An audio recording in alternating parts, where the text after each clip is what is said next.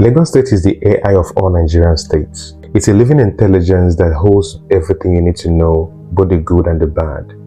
And I'll have to relate this, I'll bring it down to Biafra struggle and what that needs to be done, what the Igbos needs to do, copy Lagos State to bring that central authority they've been looking for all this while. You see, if you're very intentional with your life, if you have vision, if you have intent, and come to Lagos State, Lagos will align you with the right rooms, with the right information. But if you arrive without direction, Lagos will not find you. It will make you even lose further, because this city doesn't just show people alone, it reveals them. Now, if you're a traditional business person, one who runs local trade and mostly deal with what's familiar, you might not see Lagos the way it truly is. But let me tell you something, Lagos is not just another city on the map, it's the pulse of opportunity.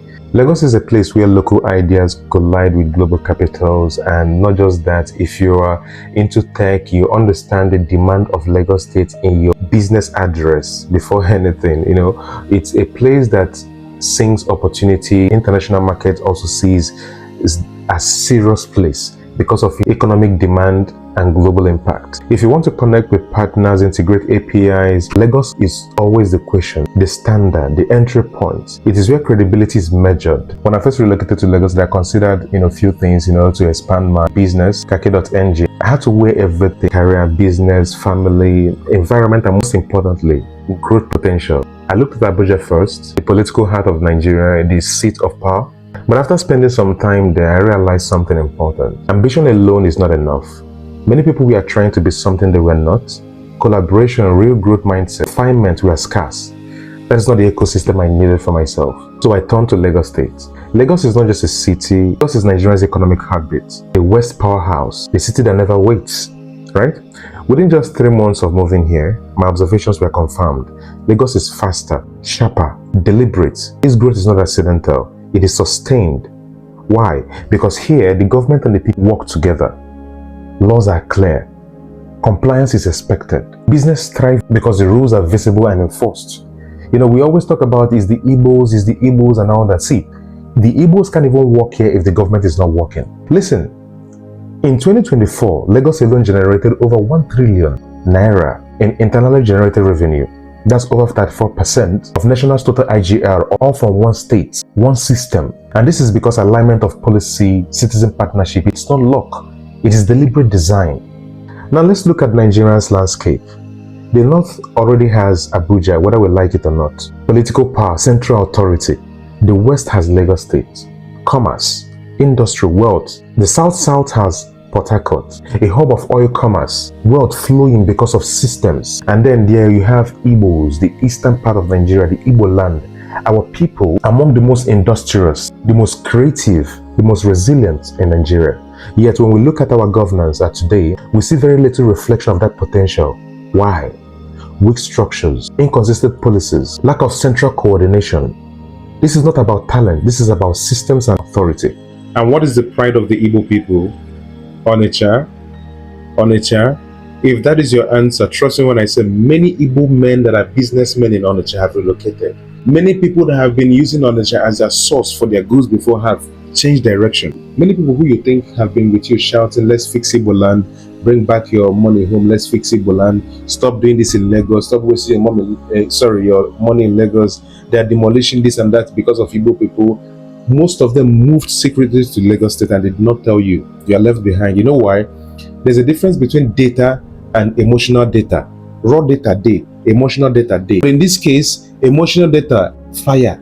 Emotional data fire until the Igbo governors come together, the admins of Igbo land come together to do this very thing. Anybody that leaves Igbo land, moves his business all the way from Igbo land to Lagos State should not be blamed. The economy won't be this bad generally, and you still want me to struggle and survive with the state version that is worse. Now here's the lesson Lagos teaches us. Tinubu's influence lives on, whether we like it or not, because he left systems that outlast individuals. Enforcement, policy, clarity, compliance.